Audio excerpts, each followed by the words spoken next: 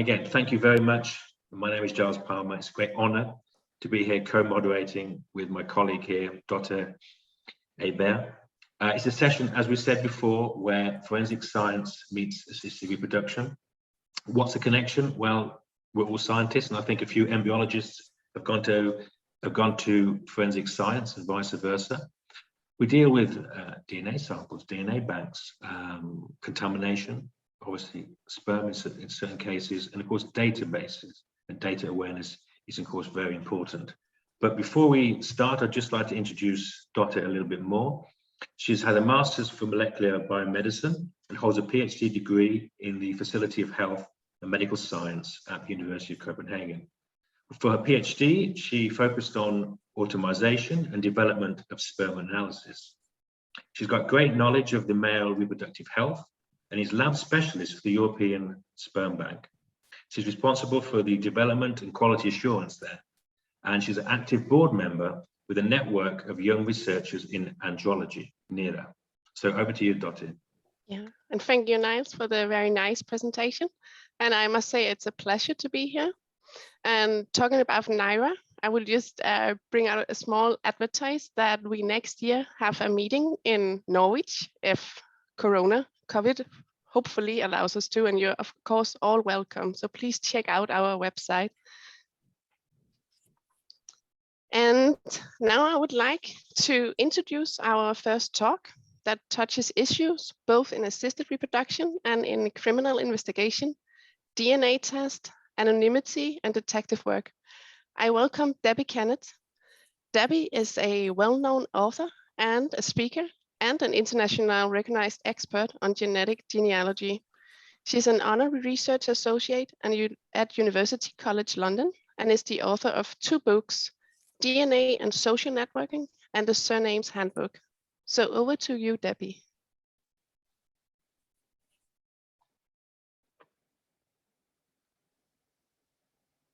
That's fine, Debbie. If you just want to turn on your camera and unmute yourself, then we can start.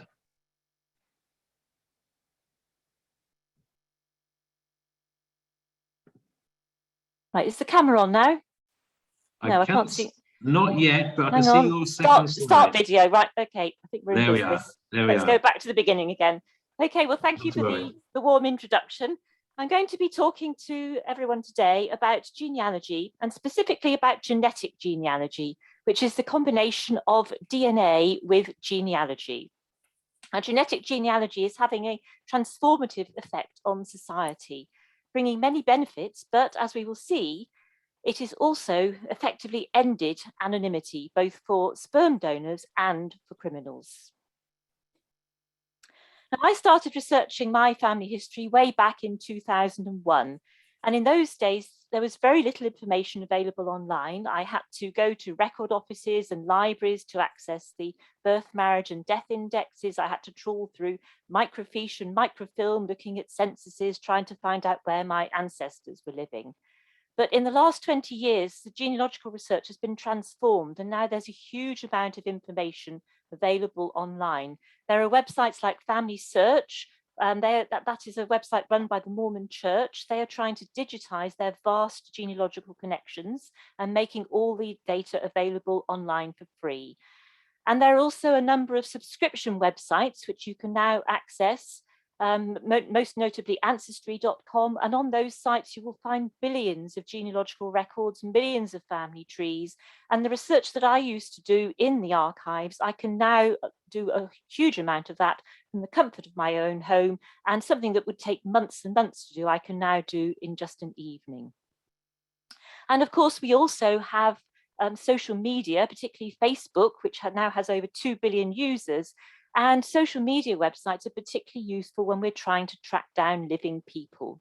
And it's a very, very rich source of data. Now, the growth of the genealogy databases has been mirrored by the introduction of DNA testing. The first commercial DNA test became available in the year 2000. In the early days, there was a very limited number of tests available, and the tests were very expensive. But as the years went by, the techniques improved, the costs came down, And we started to see some of the big companies entering the market. And then we entered this period of exponential growth. And we reckon that probably by the end of 2020, there was something like 40 million people around the world who had taken a DNA test. And those databases will keep on growing and growing. And the growth has also been fueled by the media. So I'm sure that many of you will have seen some of the programs that have been on TV. There's programs like Who Do You Think You Are, which is mostly focused on genealogy. There's Finding Your Roots in America, which has made big use of DNA testing. We've had programs in the UK like Ant and Dec's DNA Journey, which is now made into a TV series. In Australia, Ancestry DNA sponsored a program called The Secrets in My Family. And there's also a program called Long Lost Family, which has been syndicated in a number of countries in the UK and also in America, where, again, DNA testing has featured quite heavily, especially in recent episodes, such as this one, which is a UK special, where they use DNA for foundlings who were trying to identify their birth parents. Now, for genealogy purposes, what we are trying to do is to make connections with our genetic cousins. So we need to be in a database which allows us to have matches with our cousins. And there are 5 companies that currently offer a test for genealogy purposes. Ancestry DNA are the market leaders. They have now tested over 20 million people. 23andMe are the next biggest company. They've tested over 12 million people. Though for genealogists, their test is not so useful because they focus mainly on health, and a lot of people don't choose to opt in for the cousin matching part of the test. MyHeritage have 5.4 million people in their database. They have marketed their product quite heavily in continental Europe, and they have a website available in lots of different languages. So they've been a good company for bringing in people from lots of other non-English speaking countries. Family Tree DNA have a database of about 2 million, and there's a small British company called Living DNA who have a database of about 300,000 people. Now, I don't know how many people here have actually taken a DNA test, but for the benefit of those of you who haven't, I'm just going to show you a couple of screenshots of what you might expect. So if you're just starting out, for most people, Ancestry DNA is probably where you're going to want to start, simply because of the sheer size of the database and also the convenience of the website. They have lots of nice features and it's very easy to use. All the companies will give you one of these pie charts where they try and match you with reference populations from around the world. But for genealogy purposes, the important part of the test is the bit where they give you your matches. So let's have a click through and see what a match list would look like. And the matches are worked out based purely on the DNA. People will often have a family tree, which they will upload to the website. Sometimes they're linked, sometimes they're not. But what the companies are doing is they're looking at the amount of DNA shared between 2 people, the size of the segments, the number of segments, and then they can make predictions about relationships. If people share a large amount of DNA, such as parents or siblings, then you can be very, very accurate with your predictions. But as the relationships get more distant, there's a much wider range of possibilities. So we always need to go back and do the genealogical research to work out how we're related to our matches. And this is actually an infinite scroll. You can go down for pages and pages, but we now are seeing sort of many thousands of matches in these databases. But it's generally the close matches that we will want to focus on, and that's matches who are predicted to be about 4th cousin or closer. And Ancestry have some very useful tools for helping us to work with our matches. So if you've uploaded a family tree, they've got all these fancy algorithms now that will try and make the connections. So this is the Common Ancestors feature, where based on my family tree and the tree of my matches, they've identified that we probably share a common ancestor and we're probably 3rd cousins. In this case, it was spot on. And they even show you the tree and show you the lines to show how you might be connected. Now, DNA testing has been a boon for those of us who are family historians, because it's helping us to make connections with our long lost cousins and break through all those brick walls.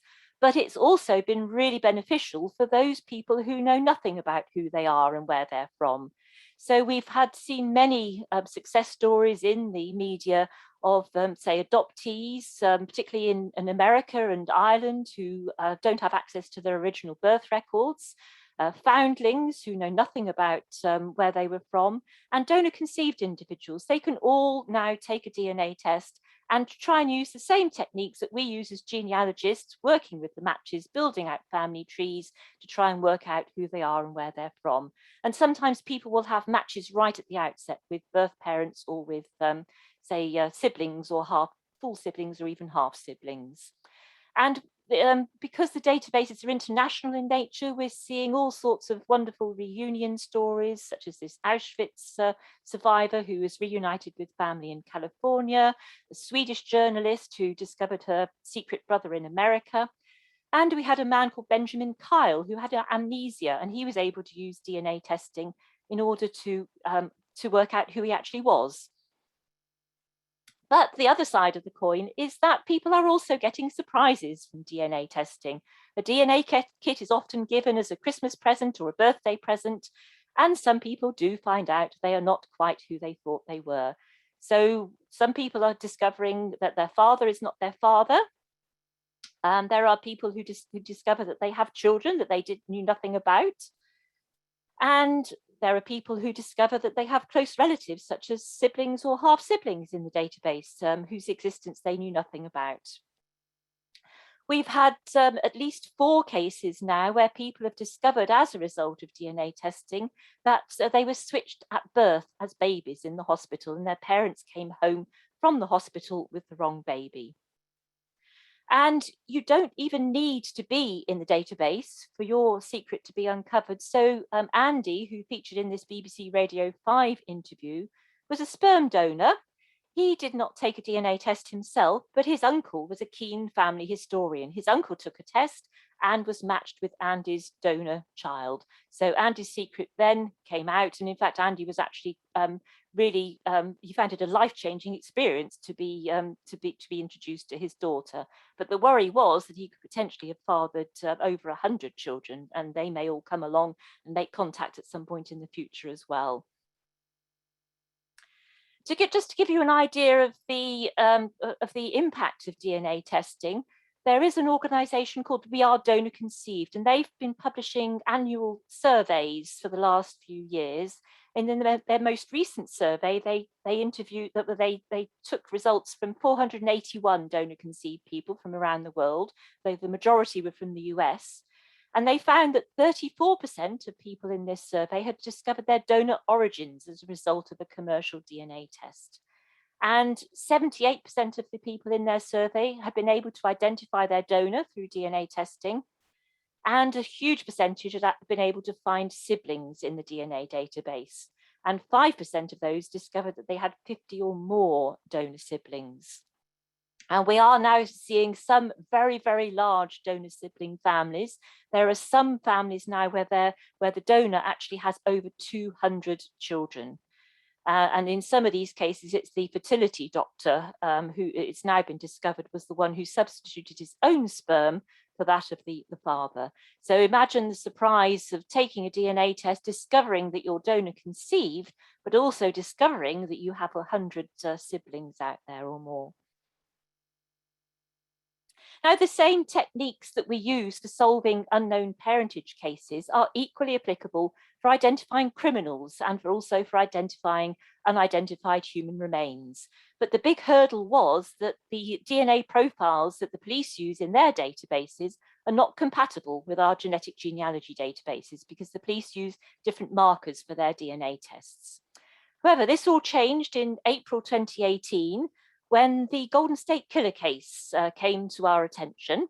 Now, he was a notorious serial killer and rapist who'd been terrifying women in California in the 1970s and 1980s. The police had managed to generate a DNA profile from a stored semen sample, and this was uploaded unwittingly to people in the databases to a number of genealogy databases. And eventually, using the techniques that we use of building out family trees and identifying common ancestors and building those trees down to the present day, they were able to identify Joseph DeAngelo as the Golden State Killer. This wasn't the first case where the technique was used, but it was the one that really brought it to public attention. Now, the database that was thought to be used for the Golden State Killer case was the database called GEDmatch, which was set up in 2010 by a couple of citizen scientists. And in those days, if someone had tested at Ancestry DNA and their cousin had tested at 23andMe, the only way of comparing those results without taking a new test was to upload them to GEDmatch. And it provides all sorts of tools for much more for advanced genealogists that probably most people wouldn't really be interested in using. And GEDmatch was actually bought, because of all the publicity, it's now been used for many, many cold cases, and it was actually bought by a forensic science company called Verigen in 2019. So it's now essentially a forensic DNA database. But it actually turned out that when the full story of the Golden State Killer case came out, it wasn't GEDmatch that was used to solve the case, although the profile was uploaded there. It was in fact the MyHeritage DNA website, which provided the close match that gave the breakthrough. MyHeritage have since changed their terms and conditions to prevent law enforcement use, but GEDmatch has embraced that use. And today there are now two databases that could be used for law enforcement matching. So at GEDmatch, under the new owners, the website has had a revamp to bring it into the 21st century. And there's now a dedicated law enforcement portal known as GEDmatch Pro. So law enforcement have to pay to upload to the database. And there's also another company called Family Tree DNA, who are one of the genetic genealogy companies, and they've decided they want to allow law enforcement access. And if you test Family Tree DNA, you are given the option of participating in law enforcement matching or opting out of that.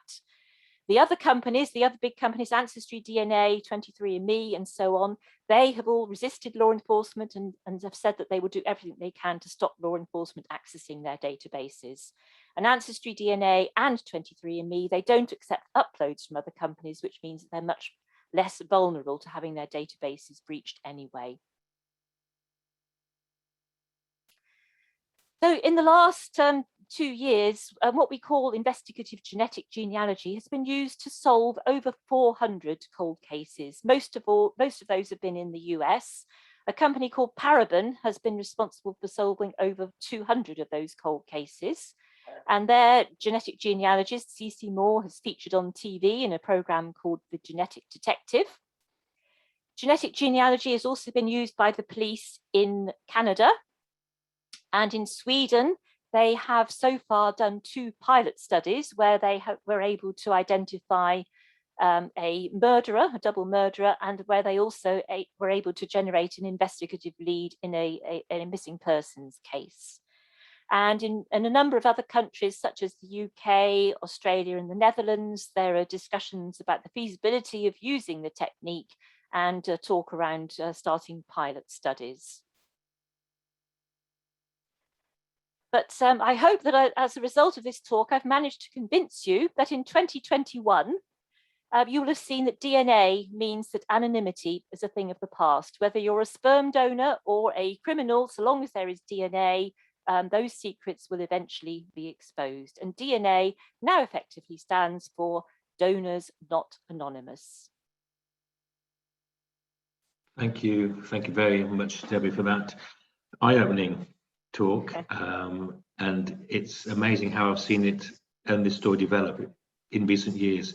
And there's more and more companies which are doing this, and we've got so many questions on this, and I've got so many questions. But did you say that only one of them actually looks at health problems as well? Because with so much data, you would have thought that this would be an ideal situation to look at, traits and follow that. So Ancestry DNA, they did actually try to enter the health market. They offered a health test in America, and then they stopped it. I don't think they had good sales of it. I think you and said they do also offer. They now offer trait reports only in the UK and in the US. And Family Tree DNA have started to offer a health test. They were actually bought out by an Australian company called MyDNA, and they are now trying to offer health reports as well. But I think 23andMe have cornered the market. They're the only company who have their health reports approved by the FDA. So they've got a major head start on all the other companies. So the other companies trying to offer health reports, they tend to focus on the sort of less scientific things like nutrition and sports performance and all that sort of thing. And there's a lot of dodgy companies trying to sell supplements on the back of let's DNA not go testing let's as not well. go let's not go to dodgy companies. Okay. Thank you. Again, there's so many more questions which we'll get to later, but again, thank you very much. Thank you very much. And I think we'll move on now. Before we start to go deeper into crime investigation, I'd like to show a quick clip of a video which I took with a real-life crime scene investigator, Craig Huldie. It's only a clip because the whole interview will be online shortly. He's currently involved in an ongoing CSI project where he's in training in Colombia with the CSI team there. So he can't be here, unfortunately, and this is a small clip of the video. This video in its entirety, which will be online, is quite frank. It's quite a frank look at the serious topic of CSI and sexual offences, both committed on men and on women, and might be disturbing for many. So here's just a short clip before we continue with the programme. You are the guy we see who's wearing like the white overalls, okay, that goes into the crime scene, that like cordons everything off, okay, make sure there's no contamination of the scene, would you say? Yeah, definitely.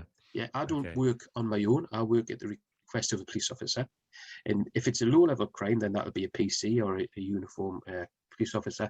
If it's a rape or something else, we'll probably have an SIO appointed, senior investigating officer, and I'll work at their request, and I'll tell them what I can do for them, and they'll say, well, can you do this? And then we'll have a formulate an evidence recovery strategy or a scene examination strategy, and I'll follow that strategy through, using my experience and knowledge and using their experience and knowledge of the offence. So we come up with a plan, which means that we hopefully cover all the bases at the crime scene.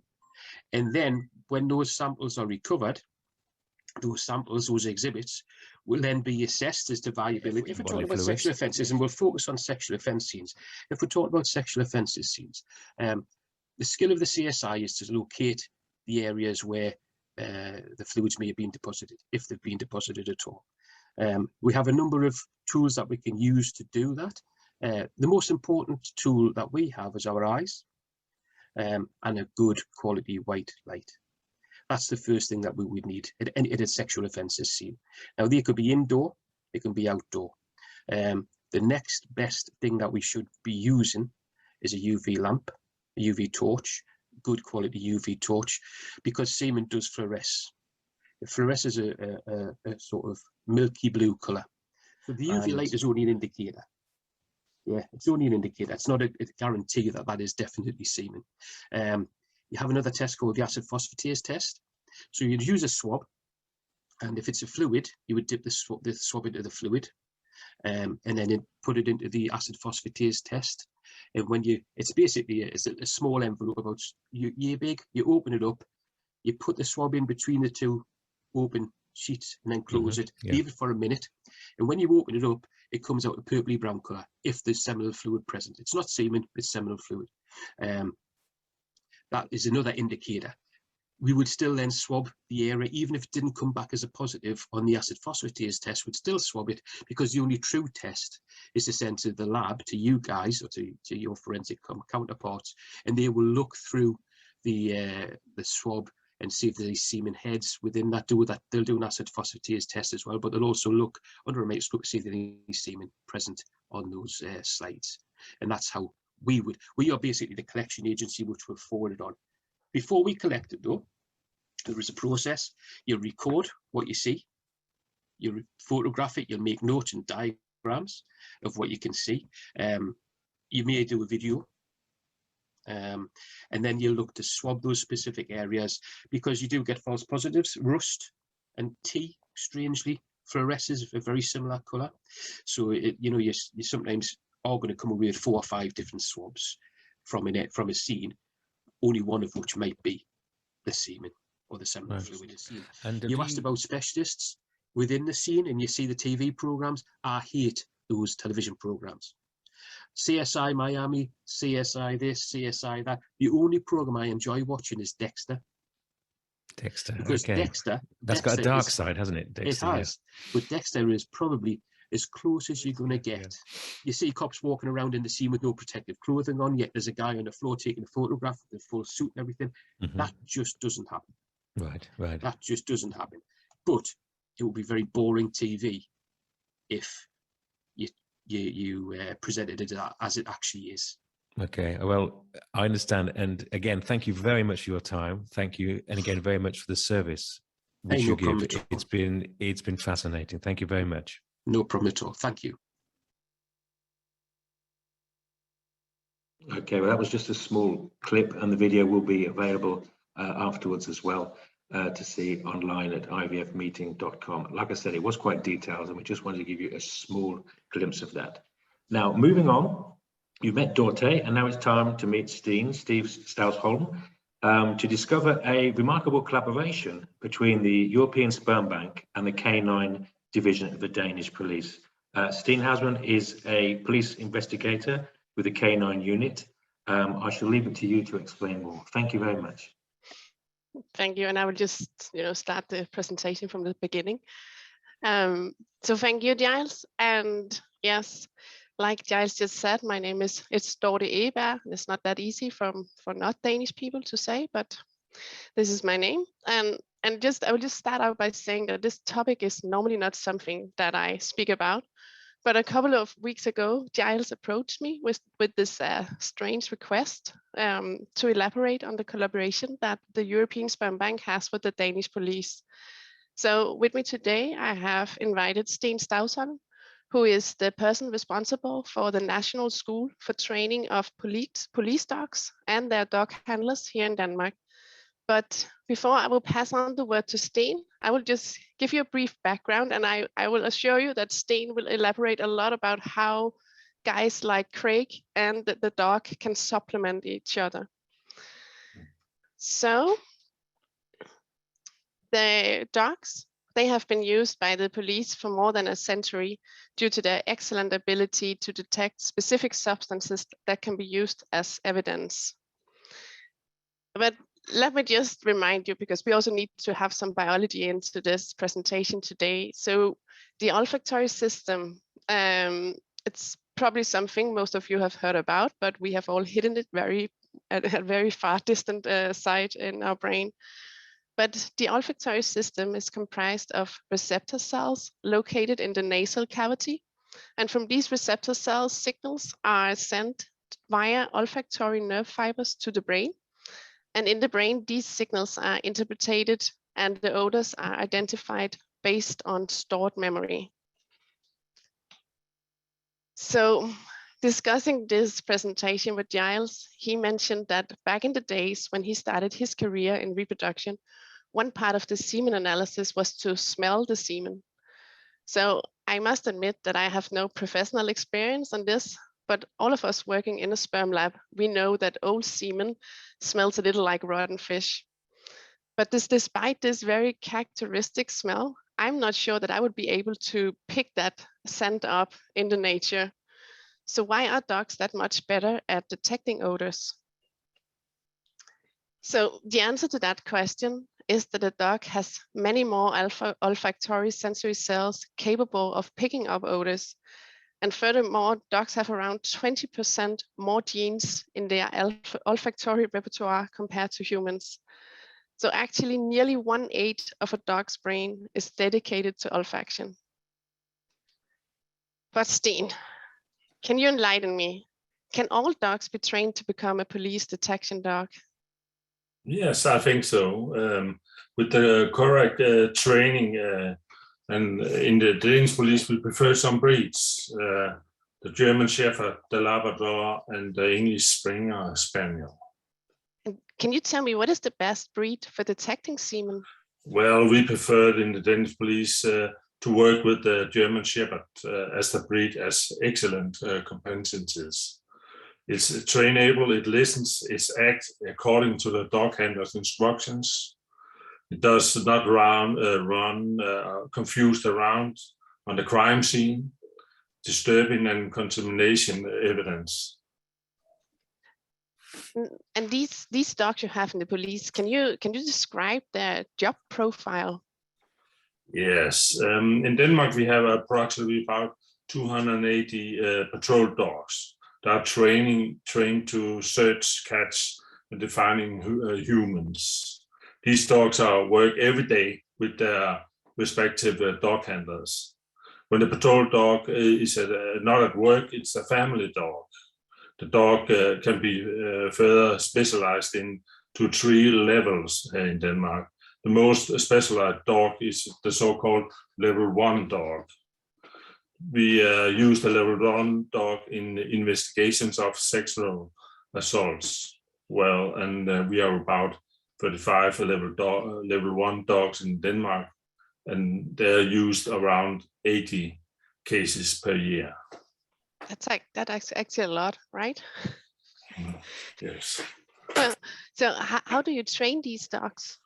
Well, first of all, we start to take the dog from the puppy stage and go to the vet, etc. And we train them with controlled behavior, meaning that behaviors preferred and strictly by positive recognition. The training of semen dogs begin with small volumes of semen in small areas and later on in the real environments. In the training, it's important that also old and degreed semen is used, as the dogs almost learn to detect older traces. To keep the skills straight, dog handlers and the dogs are regularly on course at the police school, of course. That's why I'm here. And each year, the dogs are tested to ensure that they can still fulfill their area of experience. And what about that semen you use for the training? What do you do with it after the training has ended?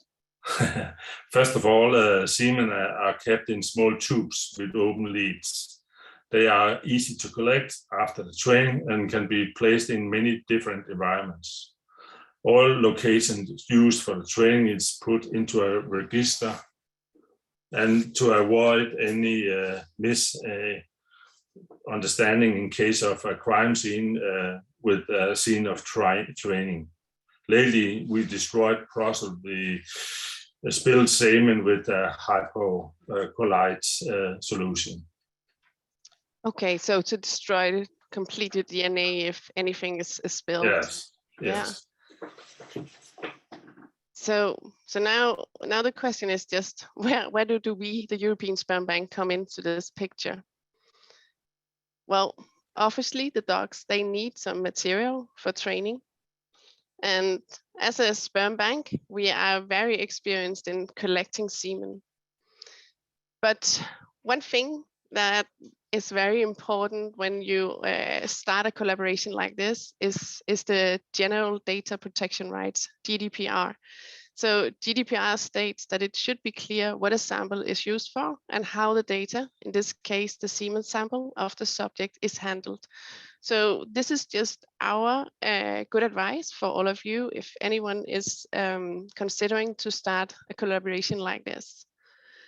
And we hope that we fulfilled all your expectations for listening to our talk today. And otherwise, we are more than happy to take all your questions.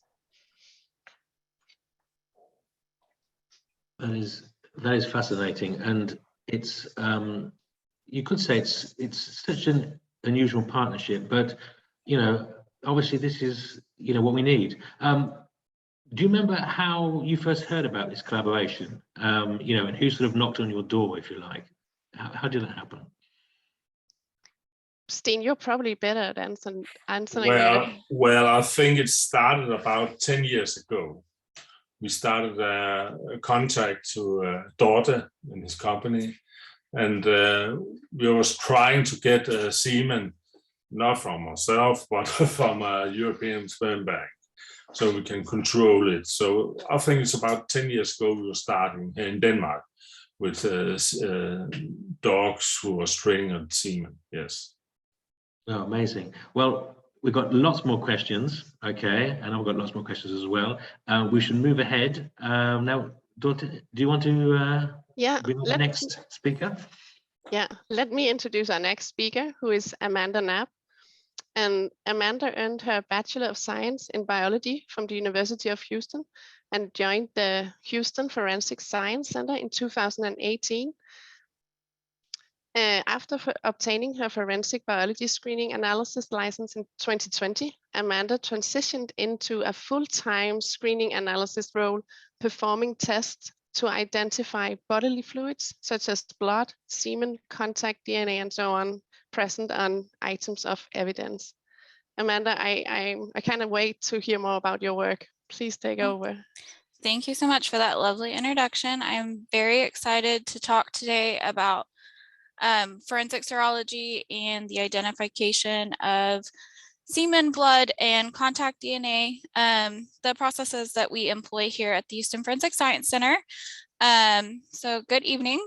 As you all may know, my name is Amanda Napp. I'm a forensic analyst here at the Houston Forensic Science Center, which you will probably hear me refer to as HFSC. Houston Forensic Science Center can be quite a mouthful.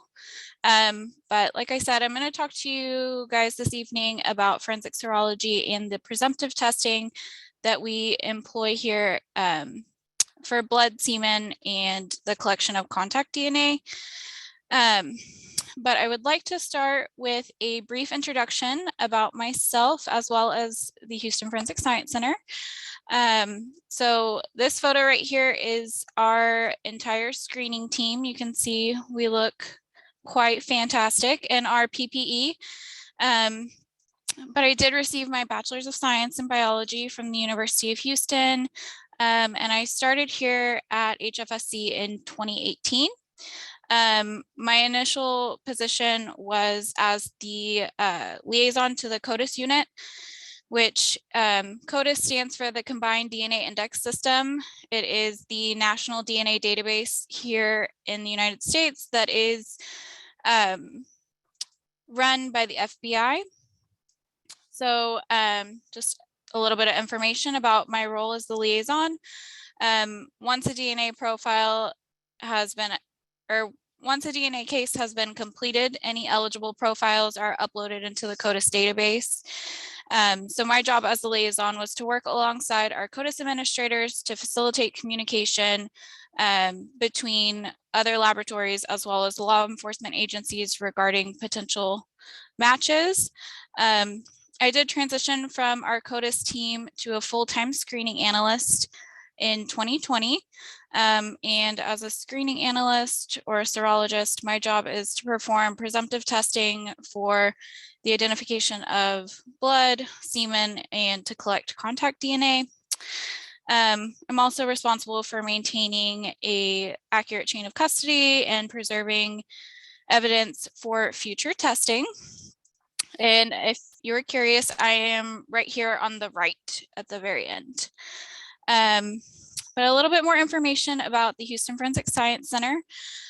So HFSC is unique as it's independent completely from law enforcement agencies, prosecutors, elected officials, and citizen groups. In 2011, our former Houston mayor, Anise Parker, decided the best way to resolve ongoing problems and to help the public regain trust in the city's forensic operations would be to kind of remove those services and responsibilities from the police department. This idea was sparked by an article that was published by the National Academy of Sciences in 2009, and they called for forensic laboratories to be independent of law enforcement, which is what we did. The Houston Forensic Science Center is a local government corporation, and we have assumed responsibility and control of nearly all of the city's forensic operations as of 2014. So here at HFSC, we house 7 forensic disciplines, which include forensic biology, firearms, toxicology, seized drugs. We have a crime scene unit, digital and multimedia, as well as latent prints. Okay. Okay, so evidence is collected either by our CSIs or sometimes even investigators, and these items are analyzed for either contact, touch, or trace DNA, as well as blood and semen. Okay. Okay, and our forensic biology section processes casework in 4 steps, and those include screening, equal, interpretation, and then CODIS if eligible. So we'll start here at screening. Once we've received a request for testing, a case is assigned to a screening analyst. So my department is the first line in the process. We receive requests from investigators and even sometimes district attorneys. However, we receive a limited amount of information around the case, and this is to prevent the introduction of bias into our work. So the information we do verify is that a crime was committed, and then where items of evidence were recovered in relation to the crime scene, but not a long synopsis. We try to avoid any opinions from the investigator, just very short and sweet. Confirm that a crime was committed and where the items of evidence were recovered. The analyst is then responsible for using their scientific expertise to perform presumptive testing and send samples forward. Presumptive testing, we want to keep in mind, is sensitive but not specific. We will expand on this a little bit in a moment, but please keep that in mind. So as we can see here on this slide, screening analysts are looking for blood, semen, and the collection of contact. This is a brief glimpse at the presumptive testings we perform, but I will expand on these in just a moment. So a quick overview. While in the laboratory, it's imperative to prevent any potential contamination. So our analysts, as you could see in that first slide, we wear full PPE. We also decontaminate our bench using a 10% bleach solution. We place a piece of butcher paper down, so no evidence is directly touching any surface. And we will never test an item of evidence directly. We will always take a sample or take a cutting from the evidence, which I'll talk a little bit more about in a moment. However, often when we're looking for semen on an item, the evidence is contained in a sexual assault kit. So that's what we're going to talk about here. Sexual assault kits are collected at the hospital by a forensic nurse, and then they are submitted to law enforcement. Texas law or Texas legislation requires all sexual assault kits to be processed. This is independent of if the complainant decides to pursue charges.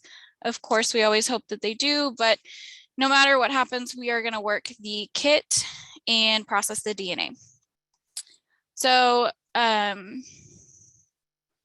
this is a little bit of information about the survival times of semen and where it can live. So a dried stain, on an item of clothing or, pretty much anywhere, even a comforter or a sheet, it can last for years if it's properly stored. So items of evidence, we can get positive results, years after the event has occurred. And then you can see areas of the body, semen or sperm can live for, upwards of a day, sometimes a little bit longer. It just depends on the circumstances. Let's just, so outside of sexual assault kits, the additional places that or items of evidence that we get requests for include bedding, sheets, comforters, towels, underwear, all sorts of items of evidence. You'd be surprised. I've got some interesting evidence at the end of the slideshow. We get everything and a half requested.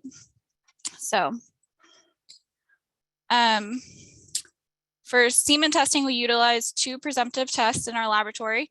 So the first is going to be the use of an alternate light source, which we heard talked about a little bit by another presenter. Our alternate light source uses ultraviolet radiation, which emits wavelengths of approximately 320 to 500 nanometers. Most semen stains are visualized between 425 and 550 nanometer, or excuse me, 425 and 455 nanometers. So a presumptively positive ALS stain will shine brighter against whatever substrate it is on. So you can see here, I've got a couple of examples. We have a t-shirt. These really bright stains are going to be ALS positive. An alternate light source is not foolproof. We can see here we also have things that can trigger a false positive, which include urine, sweat, breast milk, feces, and vaginal fluid. And it's not limited to just those things. Other things can trigger a false positive.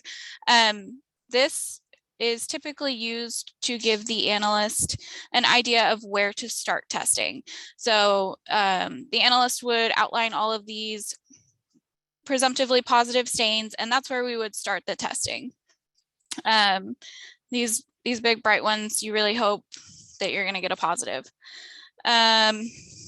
So the alternate light source can also be used to look for blood on a different setting. We would use the infrared light. Typically, this is unnecessary because with blood, you can visualize those red-brown stains. However, if you have an item like black leggings or dark jeans, sometimes it can be useful as well. Okay, so moving forward, once we've performed the alternate light source, the analyst will move forward with the second presumptive test for semen, which is acid phosphatase, which I believe was also mentioned earlier.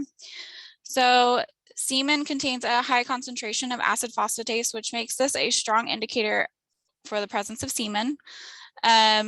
However, this is considered a presumptive test because while AP or acid phosphatase is detected in high concentrations in semen, it can also be detected in other bodily fluids. This includes vaginal fluid. So it's very important to keep in mind that these presumptive results are sensitive, yes, but they're not specific. So an AP positive indicates the potential presence of semen, but it's not a fail-safe. In addition, acid phosphatase degrades at a much faster rate than sperm cells. So a negative acid phosphatase result does not indicate that there is no semen present. So to perform the AP testing, the analyst will either swab the item using a sterile swab moistened with sterile water, and then take a cutting from that swab and place 1 to 2 drops of the reagent. Another method for testing is to take a piece of sterile filter paper and moisten it with sterile water, and then add a few drops of the reagent. Results are recorded after 1 minute. So a positive result we can see here is this deep purple color change, which will occur within the first minute. And a negative result is recorded if there's no color change or if we see anything other than that deep purple. We want to keep in mind that false positives do occur and can be triggered by vaginal acid phosphatase, fecal matter, plant matter, spermicides, and even some feminine hygiene products. So like I said, it's presumptive, so it's sensitive but not specific. So our laboratory does have analysts who can also perform confirmatory testing. Confirmatory testing is in turn both sensitive and specific. So for sperm identification, typically, well, a microscopic examination is performed. So the most common one can be seen here, and this is what is referred to as a Christmas tree stain test. A nuclear fast red stain solution is used to stain the head of the sperm, which gives us this like bright red pink color. And then the sample is visualized under the microscope to confirm the presence of sperm. So that's a confirmatory test. We don't get requests for these quite often because our downstream processes are human specific, but we do have analysts that are trained to perform these. Okay. So another bodily fluid that we test for here in the laboratory is blood. Like I stated, we can use the alternate light source. Oftentimes it's not necessary. So the presumptive test we perform for blood is phenolphthalein or PHT. It is a catalytic blood test that is driven by the oxidation reaction of hydrogen peroxide. It oxidizes the colorful reagent and it turns it into this bright pink color. So this reaction is instantaneous. We don't have to wait a minute. And it's performed in a similar manner. So the item is not texted directly, rather a swab is taken or a press out. Okay.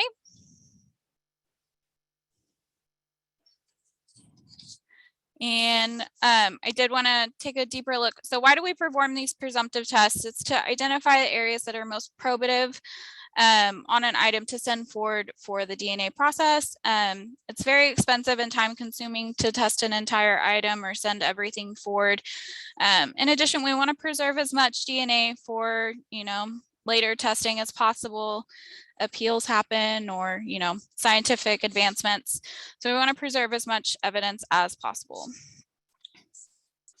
Okay, so I'll just talk you guys through the second half of the process. So the second step is equal, which stands for extraction, quantification, amplification, and then load, which capillary electrophoresis. So just a brief overview. Extraction will break open the DNA or break open the cells to get the DNA out. It purifies it from any inhibiting factors. Quantification is quite like what it sounds. It's the determination of how much DNA is present in any given sample. And then amplification uses the polymerase chain reaction and specific primers to make billions of copies of specific regions of the DNA. So in forensics, we are typically looking at 24 markers. 21 of those are autosomal and 3 of those are sex determining markers. Okay, and the last step is load, which is capillary electrophoresis, and this produces an electropherogram, which is the visual representation of data and what we use for interpretation. So step 3 in our process is DNA analysis. So you can see here an electropherogram, and I'll give you a little bit of information about that. So upon completion of interpretation, a DNA report is issued and it gets sent to the investigator or whoever requested the testing. And it's incumbent upon the analyst to determine if any of the profiles obtained are CODIS eligible. So factors that affect CODIS eligibility include, if the profile meets a statistical threshold, as well as case-specific factors. So where the evidence was recovered, and we have to determine if a crime was in fact committed. So a CODIS hit can occur between 2 profiles that were obtained from items of evidence, as well as profiles that were taken from convicted offenders or arrestees that are housed in the database. Okay, so I will leave you guys with an interesting example of an item of evidence. So here we see, this is real casework. We have a sandwich. So this was collected, the offense was a sexual assault or a burglary, and the evidence submitted was this sandwich. This scenario was a woman was at home and she turns a corner to find a man standing in her house. The complainant stated that the intruder expressed he was hungry. She asked him to leave repeatedly, and as a last-ditch effort, she made the man a sandwich, hoping that this would get him to leave. However, he did not. He did sexually assault her, and a sexual assault kit was collected. And there was sperm found, but unfortunately, the profile was attributed back to her husband. So the screening analyst swabbed the cheese and bread of the sandwich, and a single source DNA profile was obtained, which was later attributed to the suspect. So, like I said, we see all sorts of interesting things. This is by far, you know, one of the strangest, but you never know. Lastly, I just wanted to say thank you for taking a moment to explore forensic serology and learn about the Houston Forensic Science Center. Thank you very much. That was fascinating. That really was. And thank you very much for preparing this talk and the time that we've had over the past few weeks in actually talking about this. There's a lot of questions, and we'll get to them at the end. We've still got one more talk to go, but just a quick question. We in IVF or in ART, we do genetic testing of embryos, and often we use only a single cell, or we used to in the past. What's not the lowest limit? And I can see by your example of the sandwich, there must be only a few cells on that sample. But what's your lowest limit, would you say, to be able to detect and trace a culprit? Oh, I'm not going to lie to you. As a screening analyst, I don't deal much with the equal side of things, but I can definitely get that answer for you. I don't want to misspeak. Oh no. I understand, but again, contamination must be like a great problem as well. I mean, you were lucky enough to find like that rare cell sample that you said for that last example. So I presume on door handles and in rooms and in other things, there can be that, can't there, as well? Right. We can get some hairy mixtures when we're analyzing things such as door handles. And when I touched on CODIS eligibility, those parameters are set to kind of prevent innocent bystanders or complainants from being put into the DNA database. So a lot of times, if an investigator or someone is requesting an item such as a door handle to be processed, it's because they have like video surveillance or suspect was seen bleeding. A lot of times they have a surefire reason to believe that there should be a significant amount of DNA present. Okay. Well, thanks. We'll certainly return to you after the Q&A. But now on to our last speaker for this evening. Cyber attacks are becoming more and more common, of course, in business and indeed in IVF clinics as well. We all have to be more data aware and data secure. So Mike Poole, that name seems familiar, doesn't it? Is a cloud and cybersecurity specialist based in Texas. He has worked at traditional and born in the cloud tech companies over the last 10 years with a particular passion about cybersecurity as the world moves to adopt life in the cloud. So I hand you over to Mike Poole. Thank you very much. Thank you for the introduction. I appreciate that. And thank you for the time. I'm glad to be here today and to chat a little bit about cybersecurity from a high level. I think it's a ubiquitous topic, and it's something that everybody is interested in. And there have been some really wonderful presentations here today, so I'm really glad to be a part of it. So cybersecurity is a vast topic, and so I'm going to pick a few things that I feel are relevant to talk about. Then I know we'll do some questions after. So as we get into this, I think the first place I want to start, I just want to take a couple minutes to kind of talk about disclosures and conflicts of interest. I think it's really important to take some time to go through that. And there we go. So now that we've got that out of the way, so here are the four things I want to talk to you about today. So first off, I want to talk about the threat landscape and the impacts of data breaches kind of globally across all industries. I then want to go a little bit more into healthcare as an industry and some of the things you're seeing in your market, in your industry, and things that are happening there. Ransomware is something we hear a lot about. It's in the headlines. It's kind of a pervasive form of malware. So we want to talk a little bit about that. I'll show you an example of a ransomware node and talk about how these things happen.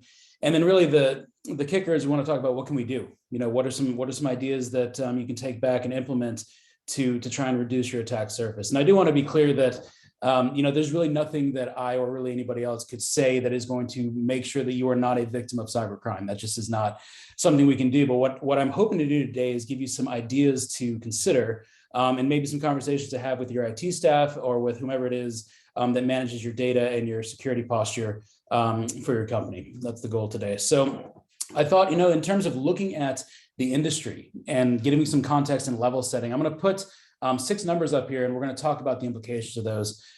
There are several sort of benchmark reports in our industry that we use that are really compiled by some great research institutes. So IBM does one with the Ponemon Institute, Verizon does one, there are several of them. So I've pulled some data from those reports just to give you an idea of the impact of cyber incidents today. So we'll start with this number. So this is $4.24 million, and that number represents the global average total cost of a data breach this year in 2021.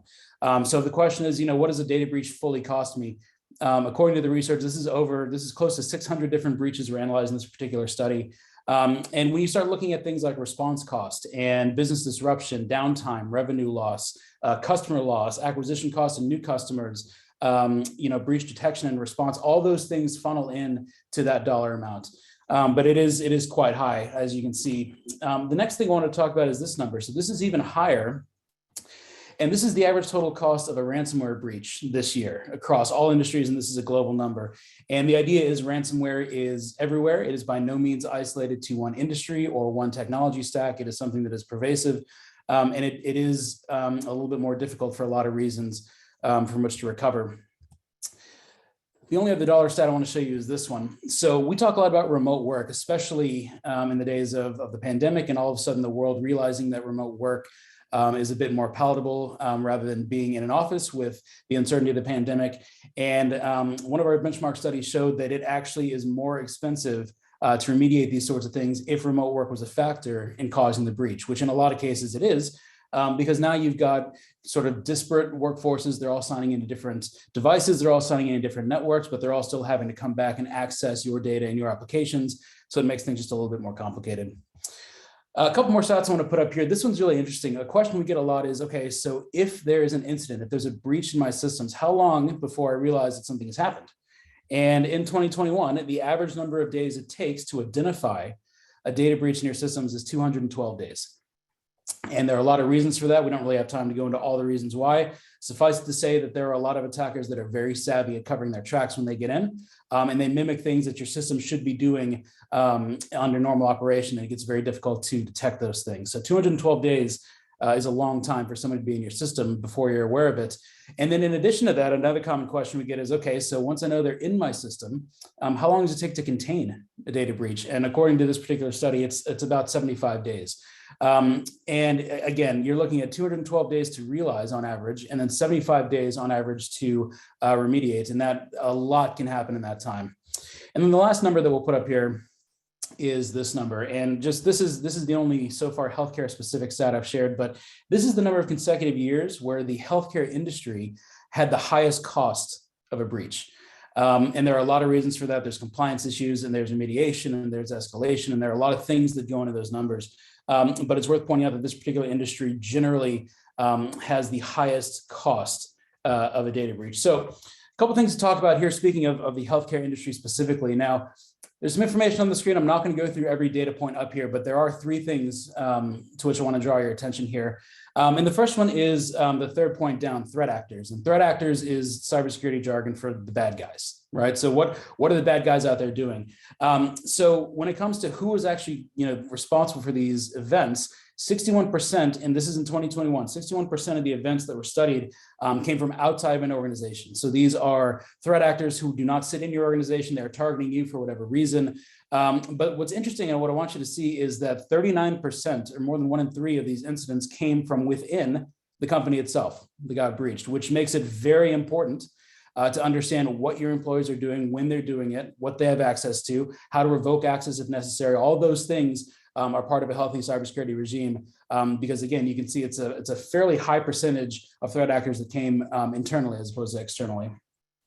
The next thing to notice is the next one down, their motives. Okay, so now we know they're coming from outside and sometimes from inside Why are they doing this? And what this report showed is that overwhelmingly they're doing it for monetary gain. I mean, over 90%, 91% of folks are doing this for financial gain, because when they have access to personally identifiable information and personal health information and these different things, they can monetize that fairly quickly. And that tends to be the number one reason why people are trying to breach your systems.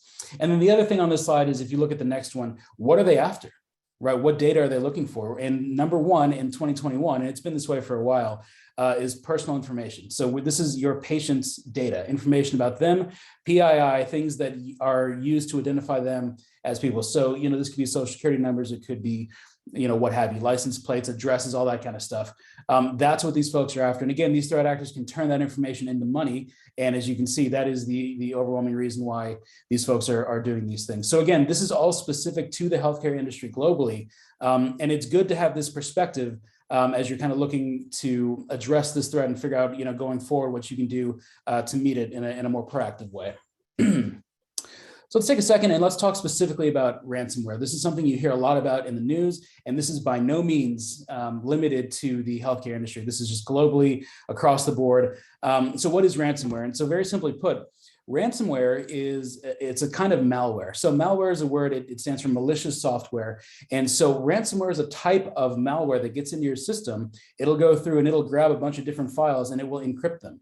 Right? So it will take all the data in those files, it'll jumble it up into nonsense, and it will be locked. There will not be a way for you as a user to decrypt that information. And encryption is a very, very complicated thing, as I'm sure many of you know.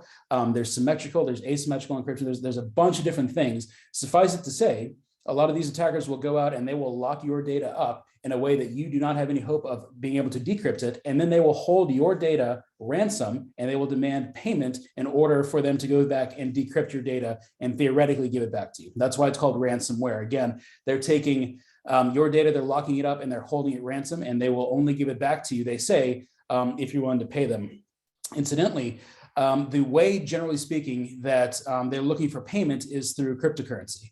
And so cryptocurrency, I'm sure you've heard of Bitcoin, and I'm sure you've heard of like Ethereum and Zcash. There are a bunch of different types of cryptocurrency out there.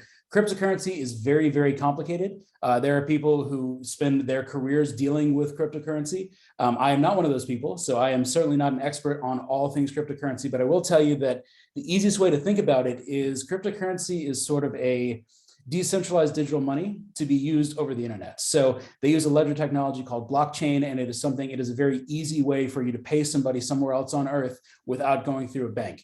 And again, we can go down a rabbit hole on Bitcoin and various types of cryptocurrency. But again, that's not my area of expertise, but that generally is how folks are looking for payment in exchange for decrypting your data. So I'm going to show you an example of a ransomware note. This is a real ransomware note. And generally, if a system gets infected, when you go to log in, if you're logging into your workstation, for example, and it's been infected by this kind of malware, generally you probably won't be able to boot up normally. You'll be able to boot up in such a way that they will be able to pop a message up on your screen that looks something like this. And there are, we see sort of repeatable parts of messages like this. Generally, they'll identify themselves and say, hey, here's what happened. We got your data and we've encrypted it and you have no chance of getting it back on your own. So we've got it now. Hey, it's just business. We're just looking for money. So here's how you contact us. Here's your ID, so you can tell us which of our victims you are. And then we will give you instructions on how to obtain this cryptocurrency and how to give it to us. And then we will give you your data back. So one question, do they actually give you the data back? And the answer is most certainly not always. So sometimes they do and other times they don't. These folks are operating outside of the law, so they're not beholden to any sort of structure that way. So no, they don't always give you your data back. So it is absolutely a gamble if you're going to pay a ransom to get your data back. In a lot of cases, what we'll see is they will even do this sort of proof point where they say, just so you know that we are who we say we are, you pick one of your files that's encrypted, send it to us. We will decrypt one file for you and we'll send it back so that you know we do have the power to decrypt. Right. Now, again, I'm not here to tell you what to do if you are a victim of ransomware, because that is a very complicated issue. Obviously, you want to alert the authorities. You are going to have you've been working with your IT staff on what remediation looks like. They will understand how to isolate the system, take a picture of the ransom note, and then go and try and figure out exactly how that malware got in. But that whole process can take a lot of different forms. And so that's something you definitely want to sit down with your recovery staff about and see what it looks like to address one of these. attacks. So all that being said, believe it or not, I'm not here to stir a lot of fear and uncertainty and doubt. That's not the point of this presentation. I want to give you an idea of what's out there and what we're facing, but I also have good news, which is there are things that you can do to reduce your attack surface and make it harder to become a victim of some of these things. So let's talk for a little bit about that. A couple places to start. Number one, most companies' biggest vulnerability is your own people. It's the human beings that are working for you. And that's something that a lot of companies have a hard time understanding. And a lot of people have very, very intelligent folks that are very experienced working for them. But social engineering is a very, very common attack vector for a lot of these threat actors. And it's getting tougher and tougher to be able to tell something that is a social engineering attempt versus something that is a legitimate request from somebody in your organization, as an example. So it's really important to go through and sit down with your staff and have them understand what is phishing. What do things like, malicious downloads look like? What do things like, risky attachments or macro-enabled documents, or what do those things look like? Just so that they have an idea that they shouldn't open every single email they get. They shouldn't click on every single email they get, that kind of stuff. And so you can work either with your IT staff if you have one, or a third-party company, but training your people is definitely the first place to start. Just a general vigilance and sort of wariness, I think, is very, very important.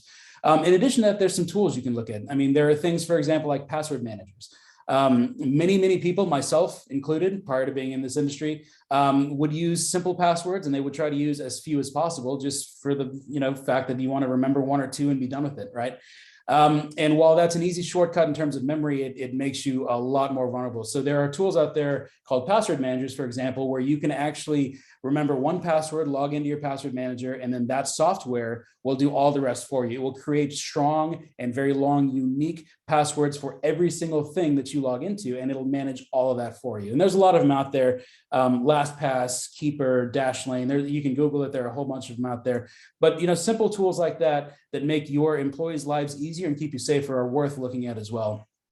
And every once in a while, it's important to expose your folks to the threat landscape, kind of like we did today, just so that they understand this is a constantly evolving thing, and it's something that shouldn't be taken lightly. Again, the point is not fear and uncertainty and doubt. The point is more education. And here are some things we can do proactively to meet this threat, because there are plenty of things that we can do. The next thing that I would consider is looking at moving to the cloud. And there are a lot of clouds out there. Amazon Web Services has one. Azure is done by Microsoft. There's Google Cloud Platform. There are several of them out there. And if you're not familiar with the cloud, I could spend a whole day talking about what the cloud is and how it works. But suffice it to say that the cloud is a set of offsite computing and networking and storage resources that you can access via your computer, and you can spin those resources up, and you can use them as your computing infrastructure. You pay as you go. It's typically very inexpensive. You can spin them down when you're done, and you don't ever have to worry about managing physical servers on your premises. You don't need a closet with 10 servers in it. You can access these remote state-of-the-art data centers that are geographically distributed, and that's really, in short, what the cloud is. And the great thing about the cloud is that a lot of these clouds, all the ones that I mentioned, have cloud native tooling, or they have tools built in when you deploy that will help you with your security posture. Things to track identity and access management, things like web application firewalls, things like content delivery networks that have security features built in. They have all these things you can turn on that make you more secure just by deploying, if you leverage those tools. And in addition to that, there are plenty of companies, and I've worked for some of them, and they do great work, that are designed to help complement the cloud native tooling and your security posture that your IT folks have in your business, and sort of the confluence of these third-party products and companies and security services companies, along with the cloud native tooling, along with your security posture, that will yield a much more secure environment for your customer data to live in and for you to work in every day. So it's definitely something to consider. It's not for everybody. But the world is very rapidly moving toward cloud first, and I think it's a good way to go. And then lastly, and this is like the least fun thing to talk about with your IT staff, but creating and modifying your security policies and your governance models is incredibly important. For example, let's say that you have an employee that you are going to terminate for whatever reason. They're no longer going to be your employee. In your security policies, you should have something that says, okay, at 5 p.m. today, that person can no longer access the building and whatever else, but also they can't go in and access any of our data. They can't go and take all of our customer data. They can't access our employee data. How do we go about making sure to revoke their access so they can't authenticate in any of our systems? As an example, right? Because we saw earlier that 39% of these attacks are coming from inside, right? So you want to make sure you've got comprehensive security policies, and more than that, you want to test them. You actually want to go through and run these things, run scenarios with your IT staff, just make absolutely certain that you know what you're going to do in the event that something happens. And these are ways you can start to shrink that 212 days, because you want to try and stop it before it happens, if at all possible. You know, the only other thing I'm going to talk to you about is some ideas that you may want to bring up with whoever it is that manages your data and your security. So if you have an IT staff of one person, or if you don't have any IT folks on staff and you work with a third party, or you have an IT staff of 100 people, either way, these are some ideas you can talk about with some of these folks that are really going to help your security posture as well.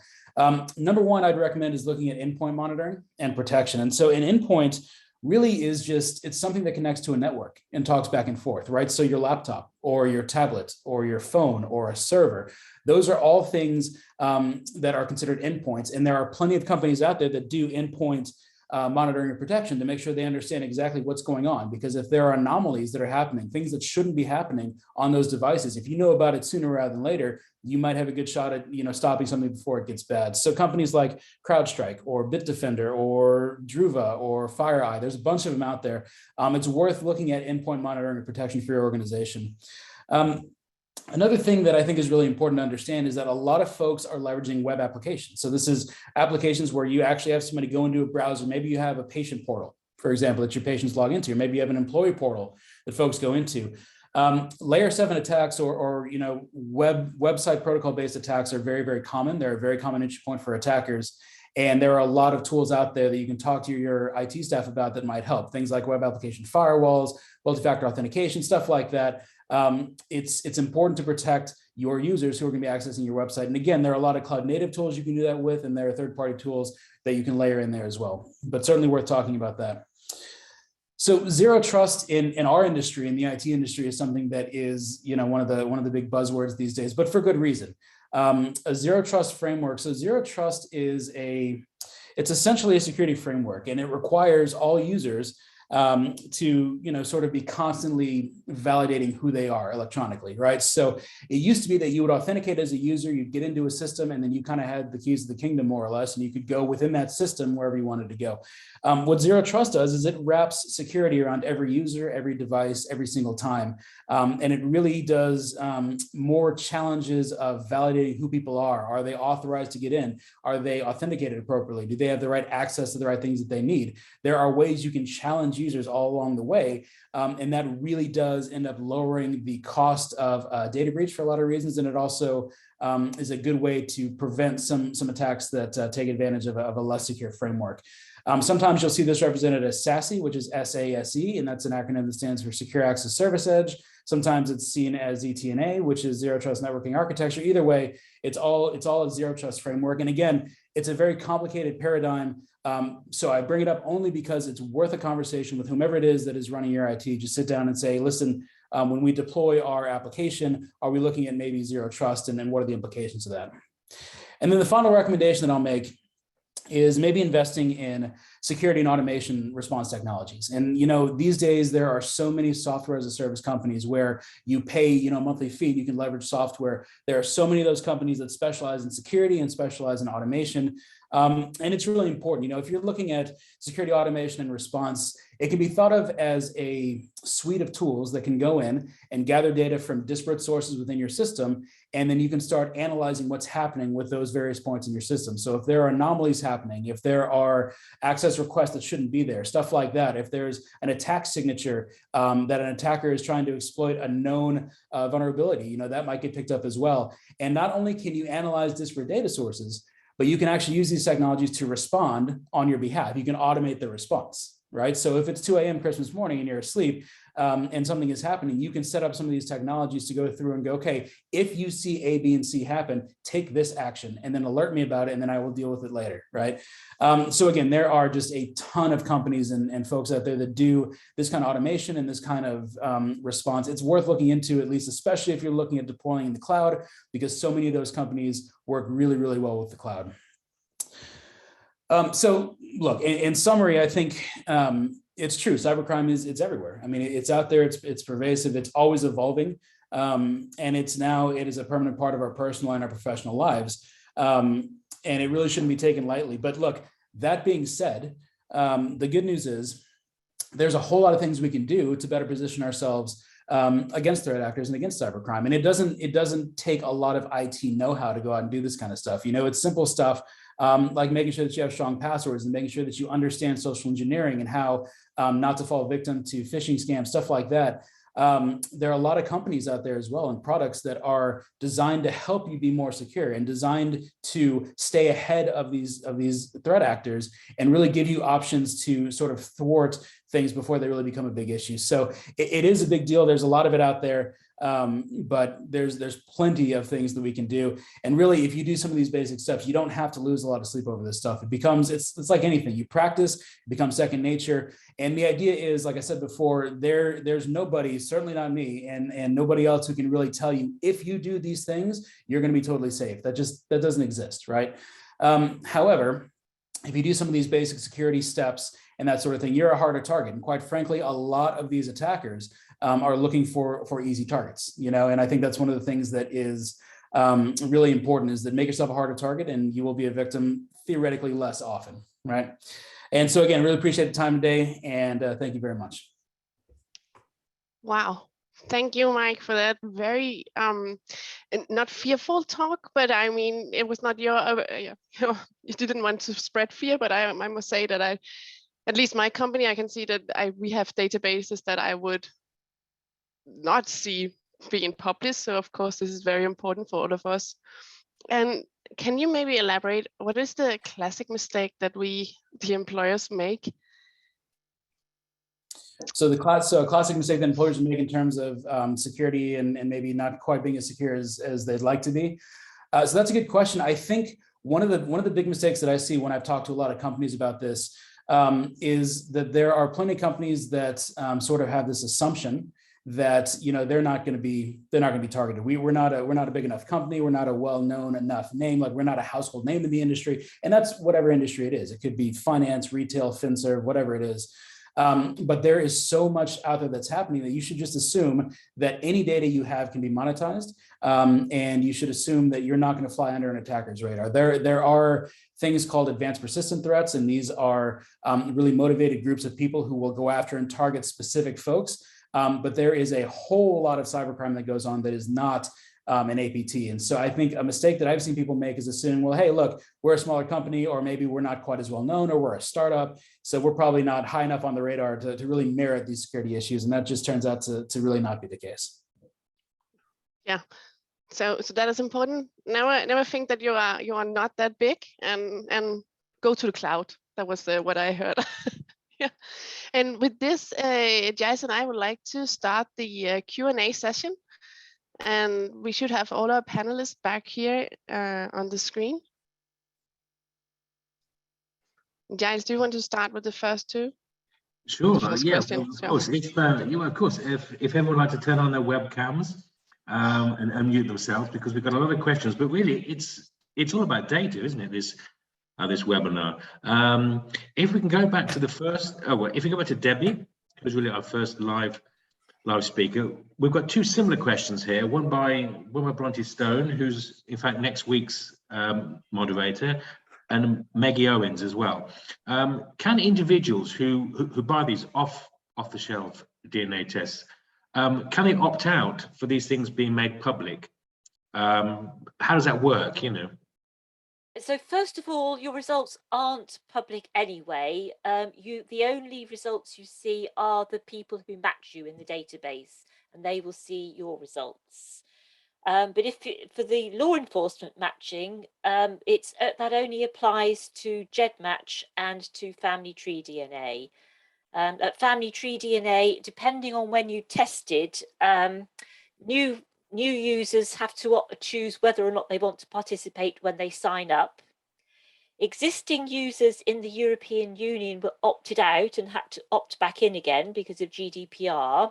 But the rest of the database, they were automatically opted in and had to choose to opt out. So it's a complicated system. And at GEDmatch, we've had a variety of changing terms and conditions, which has complicated matters further. But the main big companies, Ancestry DNA and 23andMe, they are very good on GDPR and consent, and they provide very good instructions, very comprehensive privacy policies, which explain how your data is being used and give you the options of choosing how you want your data to be used. And how does this data come to you? I mean, is it like all electronic, or does it come to you, you know, through the post with the envelope saying the name of the company? No, everything's dealt with online, and you access all your matches and all the information online. You can print things out, I suppose, if you want to, but most people don't. Right. Okay. Dorte, you got any questions? Yeah, actually, I would like to jump on to Amanda, just back to the crime scenes, and because Amanda, I was just wondering, and there's also a question here about that. Can you tell us a little bit Can you tell us a little more about CODIS? So is there a difference here between the US and the EU rules? I am not 100% well versed on the EU's rules. I know it is housed through Interpol, and they kind of have a collection of, I believe, 54 different countries, and I don't know if it's everyone in the EU. However, CODIS is specifically here in the United States, and it is managed and maintained by the FBI. So we talked briefly in my presentation about CODIS eligibility. I know somebody had mentioned, you know, can you just take DNA from anyone willy-nilly? No, there's some pretty strict guidelines that we have to follow to make sure that we continue to have access to the database, and those include establishing that a crime has been committed. So we won't enter profiles from just found property. A crime has to have been committed. And then as far as the eligibility aspect of it, the items can't be taken directly from a suspect. So in an instance where someone is reprimanded with a firearm, if the firearm is taken directly off of their person, you can kind of assume that their DNA is going to be on it, so it's not CODIS eligible.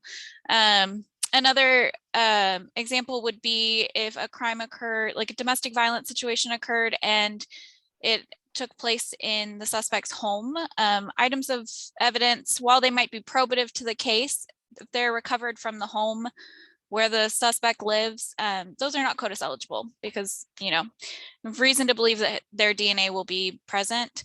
As far as offender samples and arrestee samples, it kind of varies from state to state. For Texas, there is a list of, like, I want to say it's either 15 or 20 very specific offenses, and they're typically on the violent side, that are eligible for an arrestee sample to be collected and entered into the database. Later down the road, if they are found not guilty or they want to have that profile expunged from the database, there is a legal process for that. As far as convicted offenders, if you've been convicted of a crime, again, it's a specific list. Your average traffic ticket is not going to land you in CODIS, but if you've been convicted of a specific crime, then your profile is collected and then entered into the database. So no need to worry, nobody's going to come in and swab you in your sleep. Can I just jump in on that? Because in fact, with the use of genetic genealogy databases, we've actually seen a rise in surreptitious DNA testing in the US, which I find rather concerning. So what the police are doing is, when investigative genetic genealogy produces a lead, it might narrow down the search, say, to 4 brothers, and they don't know which brother is the one who's committed the crime. So what the police are then doing in the US, they're putting all 4 brothers under surveillance, collecting DNA samples surreptitiously without consent, and then comparing those to the crime scene sample. And if they get a hit, it is then confirmed using the standard autosomal STR testing. So what that effectively means is that there are actually quite a lot of innocent people who are having their DNA taken without consent, and not just having their DNA taken, but also being put under surveillance, often for several days at a time. So in the Golden State Killer case, they actually followed Joseph DeAngelo around for several days, and they took a sample from, I think it was the handle of a car. Now in the UK, we have a different system. The police would call someone in for voluntary questioning, and they have to ask for consent to take a DNA sample. And we also have the Human Tissue Act in the UK, which means that it's illegal to take a DNA sample to test anyone's DNA without consent, and you can actually be put in prison for 2 years if you do that. But no such law currently exists in the US. So you see. Sorry, so you see, like in the films, perhaps when the policemen take the coffee cup away, that doesn't happen, or that shouldn't happen. Well, it can happen. I mean, this is what I find really strange, because in many states there are very restrictive laws about the police taking DNA upon arrest, but the police also at the same time have the power to take DNA surreptitiously, and it doesn't seem to make sense to me. Right. So they can collect trash. Yes, there was a Supreme Court precedent that was set. So an investigator can collect an item of trash and submit that for analysis. It's not eligible to be placed into the database. However, so like I said, found property and items of trash or anything like that, those aren't eligible. And even though they might, allude to the fact that this was taken from a suspect without their consent, that would just be strictly used for a comparison. But it's still concerning that you're being put under surveillance and having DNA samples taken without consent.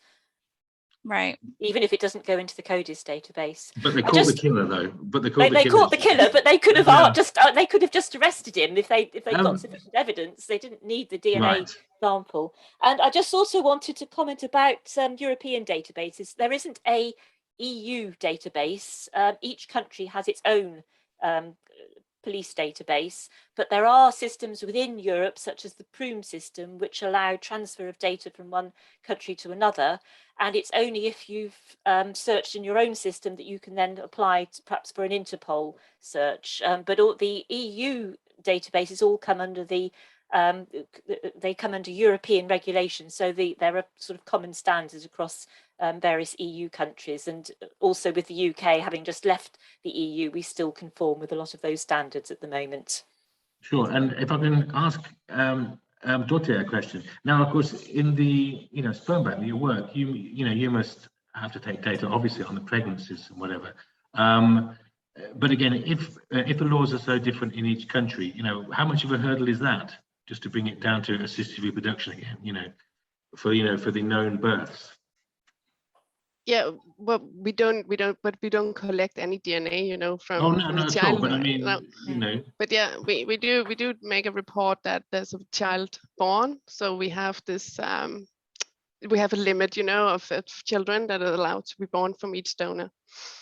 But and there are quite a few donor-conceived children who are bypassing is not the right word, but obviously they're using various kits and together with social media, I believe, to actually like home in on on the source, I suppose, aren't they? Do you ask me if any of our donors are using, for example, 23andMe and submit their? I'm not asking. I'm just saying that I think there's quite a few people that are using these. Of course, but actually, this is part of the qualification process. There's a very big task for all sperm banks all around the world, is to really make sure that a donor understands his responsibility and how he can keep himself safe. And one of these things that we have to discuss with a new donor is that you need to understand, if you submit a sample to any of these databases, there's a risk that someone will find you. And of course, if he's a contact donor, he should be available for a contact when the child turns a certain age, depending on the country's specific rules. but there's a difference whether the contact should be mediated by, for example, the sperm bank, by us, or if the child, shows up or contact this person directly. So all donors are very, very well informed about this, that this is a big risk, and they should also inform the family members, because as you said, Debbie, a relatively close cousin or something could also actually, blow away the anonymity of the donor. Yeah. And Steen, who's waiting patiently. Okay, you're co-worker there. In the video, which is online, which of course Craig Hull speaks about the amazing difficulty of collecting, samples outside. So I suppose with the dogs, because he mentions you have to have tents, there's a search. How successful have the dogs been? And again, outside. Well, success is the same as the dog can show me. There's nothing semen in the place. And the same success is if they can use it. And we use the same things as Amanda just told about how we collect semen and etc. here in Denmark. So I think nearly we are well done if about 80% we can find them on crime scenes. Yes, 80. It's a good number. And maybe I can add, because of course the dog has, it's better to use the dog if you're searching for a semen trace on a football field, for example, because going with the acid phosphatase or the lightning source all over a field to search the dog, it can pick up that trace and it can go directly. It can find the trace much easier. But Steen, you actually also told me that there's also some limitations for the dog. For example, if you should look for a trace in a hotel room, can you elaborate a bit on that? Yes, we're trying to that, as well as on clothes and inside, especially hotel rooms or even cars. We're trying to use dogs, but the problem is, as well as another one has shown, that there can be another crime scene in the same place, even in a few days. So we have to collect and etc. And then there's none. Otherwise, they have to take the trace. Yeah, so even though the hotel room is clean when you check in, then a dog will find some traces that you don't want to know of. Yes, we exercise with Sweden and Norway, and in Sweden there was a dog who had shown me a place where there was semen for after 3 years. So they take a DNA sample there. So it's out there. We just have to find it, and the dog is a good tool to get it as well as light and etc. Yes. Can I ask, maybe I'll just shift a little bit and I will go back to Mike, because one of the questions that has popped up is that most companies perform daily backup of all their computers. So when hackers encrypt our files data, you're able to restore them for the backup, and you don't need to you have not lost your encrypted data, but can they actually destroy more than we see? And yeah, so that's a great question. I think probably early on when ransomware started becoming a thing, having good backup hygiene was important, and you could restore from the unencrypted version and everything else. The problem with that now is that malware has gotten a lot more sophisticated. Now a lot of these ransomware attacks target your backup system specifically for that reason. So they have figured out ways to exploit various things in your system to where they can get in one door metaphorically, and then they can go and bounce their way into your backup system and encrypt all your backups. And in addition, the idea of a backup is to have a copy of data so it can be recovered. But backup systems generally don't offer any actual protection of the data themselves, right? And so I think relying on backups as a protection mechanism against ransomware is very, very risky, only because there are so many more advanced forms of ransomware these days that specifically target backup systems for that reason. So I think if, I would probably lean more towards solutions that are designed at protecting endpoints and users and the data that they're accessing, as opposed to being overly reliant on your backups, because there are some maybe more lower level forms of ransomware where you can just get rid of it, you can delete the encryption and everything else. But a lot of them target the backups themselves. And secondarily, I think it's important to understand that a lot of these attackers, once they get in your system, they can kind of hop all over the place, you know what I mean? And so you don't necessarily know how they got in and how that malware affected your system in the first place. So let's say you do have unaffected backups, and let's say you restore from those backups and they have your data there. If you didn't stop the reason why they got in the first place, there's nothing stopping them from doing it again the next day or the next hour or the next month, right? So I think it's important that, again, backups are a good idea, and there are some sort of safeguards you can take against your backups, but I would not rely on that as a strategy to overcome ransomware, because some of these more sophisticated attackers are know that you can do that, and they are designing their attacks to thwart that as a method of defense. Gotcha. Well, I've got a question now, again for Mike. Now, you said about the huge increase, in the health sector, and there's like confidentiality, there's health records there. Are you aware of any data breaches which have actually looked at their medical records and the actual electronic medical record systems? Because some are available which are like customized, and some are sort of like almost like homemade. You can buy very sophisticated electronic medical records, or you can, put your data on Excel and keep it there. I mean, is there any examples there? Is it more prone if you are using homemade databases, would you say? Yeah, it's a good question. So I think there were kind of two parts to that question. So the first part is, yes, they can access, they can access your personal information, these attackers, and in a lot of cases, they can access your PHI as well, your health data. As a matter of fact, we looked at the data on the slide earlier, saying that the number one thing was personal information in terms of breaches in 2021. Number two was medical data. So they absolutely are going after that. It is valuable. There's monetary value there. And then the second question around, or less safe if you've kind of got your own way of storing them versus a more sophisticated record.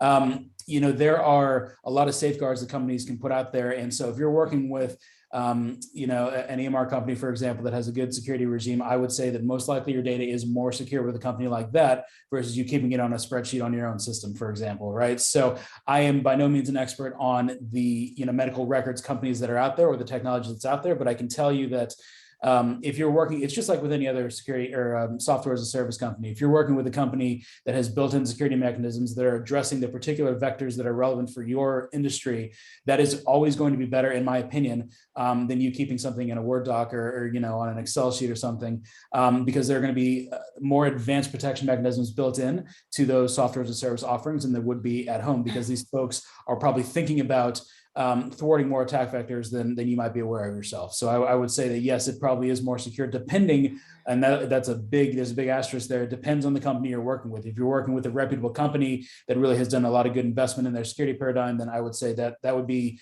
what I would be looking at if it were me. Gotcha. Dorte, good question. Can I jump over to Amanda again? So Amanda, Steen told us that they used a hypochlorite solution to destroy possibly spilled semen in the underground. And I know that some clinics, they use a solution called DNA Away when they're performing PGT. So is this actually, can you remove semen, or will you be able to, find this DNA anyway? Essentially, once it would be destroyed, I would say it would probably be pretty hard if for some reason somebody had access to DNA Away or, another cleaning agent such as that. We have received casework in the past where people have thought that they've gotten smart and cleaned things with bleach. Oftentimes you kind of see that their standard of clean is a little bit different from ours here in the laboratory. So we have had items that have been covered in bleach that have, yielded a profile, but it just kind of depends on the individual. If they're really sterile, maybe not. It's not like I'm planning a crime, but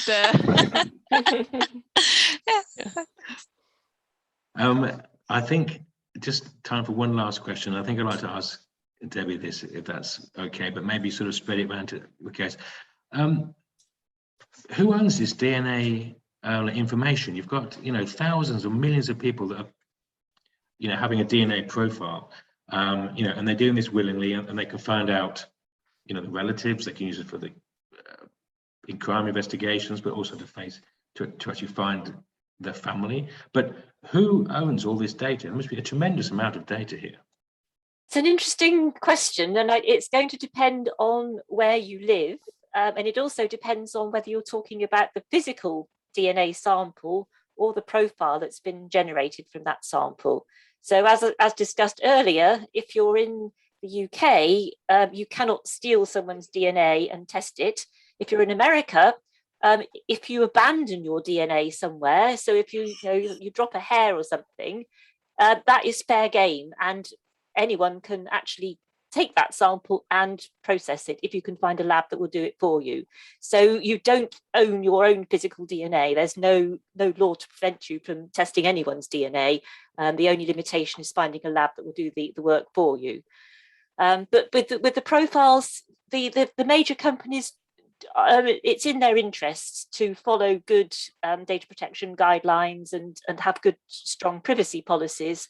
And they all do try and give you control over your own data and allow you to decide how your data is being used. But as we saw with the law enforcement access, sometimes your data can be used in ways that are not expected. So the use of the GEDmatch and MyHeritage and Family Tree DNA databases was within the privacy policies at the time, but it just wasn't the sort of use that people were expecting.